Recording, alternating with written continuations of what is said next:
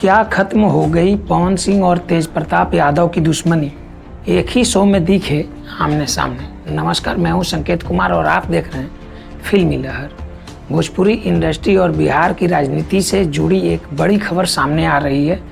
जिन दो नामों के बीच पिछले कुछ समय से बयानबाजी और विवाद की चर्चाएं होती रही हैं, अब वही दोनों एक मंच पर नजर आने वाले हैं।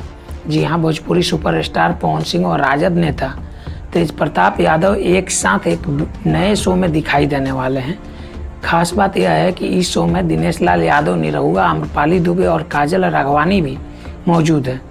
बताया जा रहा है कि जियो हॉटस्टार पर आने वाला शो भोजपुरी बवाल की शूटिंग शुरू हो गई है और इसका पहला वीडियो क्लिप सामने आया है। वीडियो में सभी सितारे एक साथ दिखाई दे रहे हैं, लेकिन सबसे बड़ा चर्चा पवन सिंह और तेज प्रताप यादव की मौजूदगी को लेकर है।